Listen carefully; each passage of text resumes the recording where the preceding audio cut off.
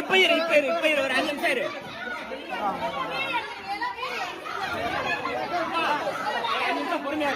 எவ்வளவு சார் வாங்குனீங்க? கல்யாணத்துல வந்து நடக்குது சார். என்ன சார் பண்றீங்க? சந்தேக போட்டுட்டு சட்டம் போட்டுருக்காங்க.